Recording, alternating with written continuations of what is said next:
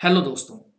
आजकल रूस में रूसी राष्ट्रपति व्लादिमीर पुतिन का काफी विरोध हो रहा है।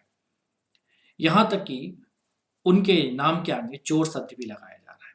क्या वास्तव में रूसी राष्ट्रपति चोर है? ये हम नहीं कह रहे हैं, ये वहाँ की जनता सड़क पर उतरकर नारे लगा रही है। रूस के 100 से भी ज्यादा शहरों में लाखों प्रदर्शनकारी सड़क पर हैं इस वक्त।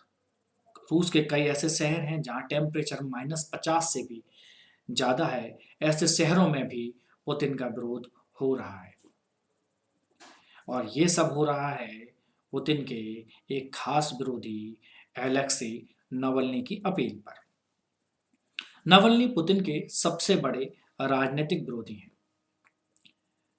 अगस्त 2020 में उन पर केमिकल अटैक हुआ था, मतलब उनको जहर दिया गया था और जर्मनी में वो इलाज कराकर पिछले हफ्ते ही रूस वापस लौट गए और लौटते ही एयरपोर्ट पर उनको गिरफ्तार कर लिया गया। नावेल्नी के जेल जाते ही उनकी टीम ने एक 110 मिनट के लगभग एक लंबा वीडियो यूट्यूब पर अपलोड कर दिया। वो वीडियो है तो रूसी भाषा में, लेकिन उसको सबटाइटल, इंग्लिश के सबटाइटल लगाकर उसको रिलीज कर दिया, जिसे देखकर रूस में पुतिन विरोधी प्रदर्शनों में तेजी आ गई। आप इस वीडियो को आप बहुत आसानी से देख सकते हैं यूट्यूब पर।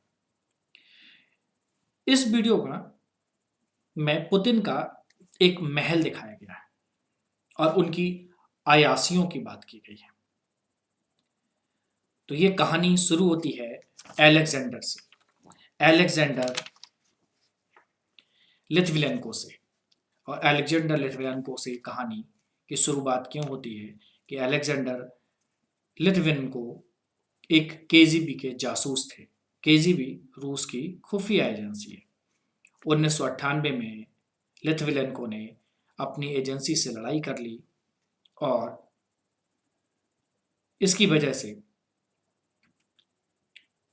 उनको गिरफ्तार कर लिया गया। उनकी गिरफ्तारी का मेन कारण था, उनकी लड़ाई का मेन कारण था कि उन्हें पता लगा कि उनके ऊपर के केजीबी के अधिकारी काफी भ्रष्टाचार में लिप्त हैं। बाद में लिथविलेंको कुछ महीनों तक कैद में रहे और मौका मिलते ही वो वहां से भाग निकले और भागकर वो ब्रिटेन चले गए। ब्रिटेन आने के बाद से वह रूस से जुड़े हुए कई खुलासे करने लगे और उन्होंने उस पर एक किताब भी लिखी। किताब का नाम आपको स्क्रीन पर दिखाई दे रहा है कि blowing up Russia, terror with या टेरर फ्रॉम विद इन। इसमें उन्होंने यह दावा किया है कि खुद रूस की सरकार ने मॉस्को सहित रूस के कई इलाकों में बमबारी कराई और बाद में इस बमबारी को का जिम्मा डाल दिया चेचन्या विद्रोहियों के सर पर।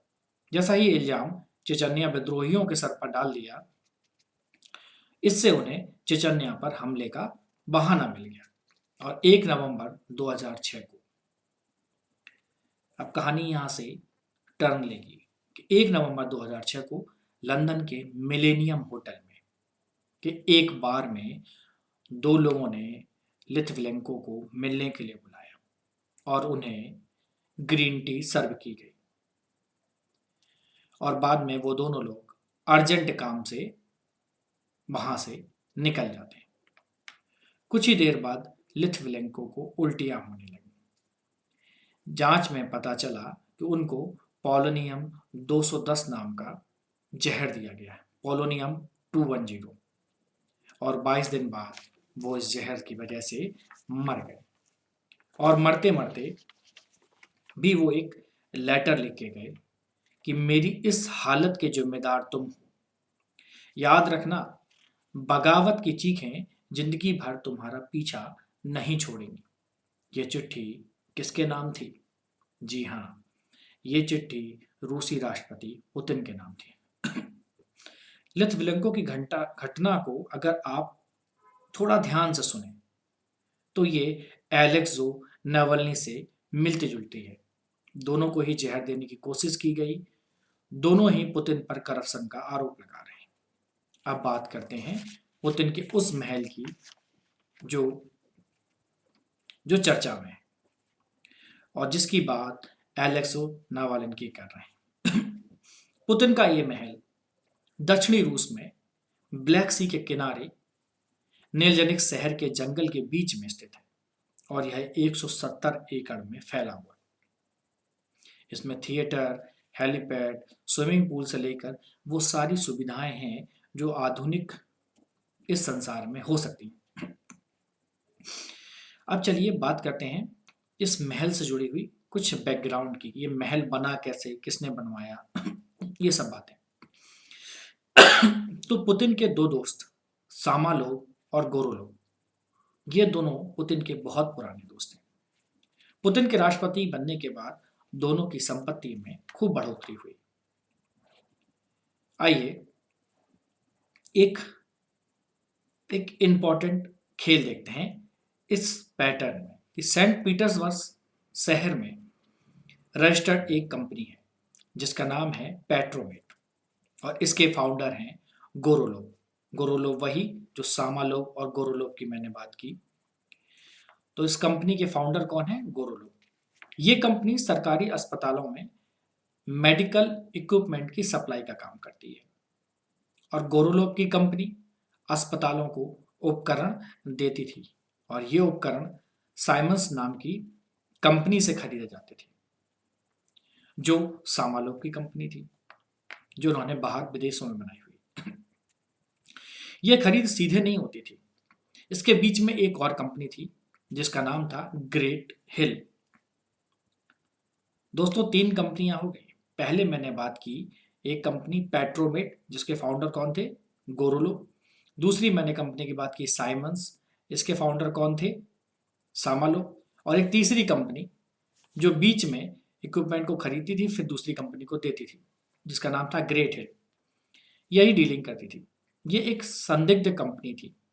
इसके मालिक का कोई पता ठिकाना भी नहीं था, लेकिन बाद में अमेरिकी न्यूज एजेंसी राइटर, बहुत फेमस न्यूज एजेंसी है वहां की, उसको पता चला कि ग्रेट हिल के मालिक गोरोलोव और सामालोव ही हैं।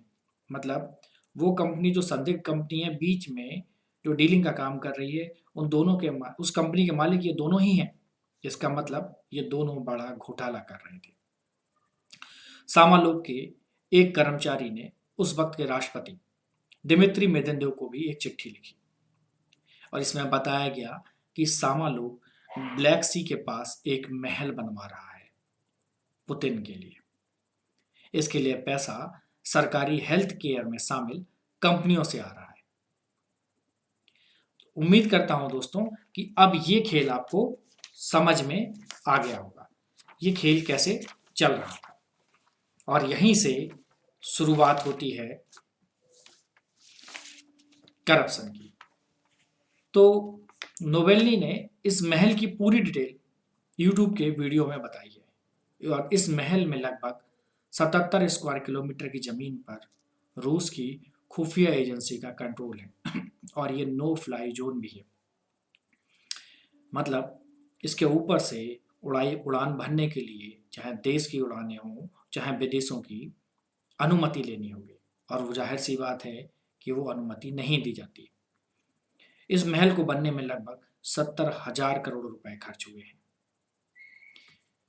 तो कुछ तो गड़बड़ हो ही रहा है। पुतिन की अगर बात करें तो आपको पता है कि उन्होंने लाइफ टाइम प्रेसिडेंसी ले ली है और उन्होंने एक कानून भी बना दिया है कि उनके पद छोड़ते ही उन पर कोई मुकदमा नहीं चलाया जा सकता। तो डर तो उन्हें भी है, इसलिए वो इतनी इम्यूनिटी अपने लिए ले रहे हैं। तो अब आपको असली वजह समझ में आई होगी रूसी प्रदर्शनों की। तो दोस्तों, जो रूस में प्रदर्शन हो रहे हैं उसकी असली वजह रूसी राष्ट्रपति का करप्शन है और रूसी सिस्टम में वो करप्शन कुछ ज़्यादा ही फैल गया है। अभी तक ये करप्शन की बातें विदेशों में मीडिया को पता थी, लेकिन अब वहाँ के लोगों को भी इसके बारे में समझ आ रहा है। तो उम्मीद करता हूँ कि आपकी को ये जानकारी पसंद आई होगी और आपके काम आएगी। Thank you.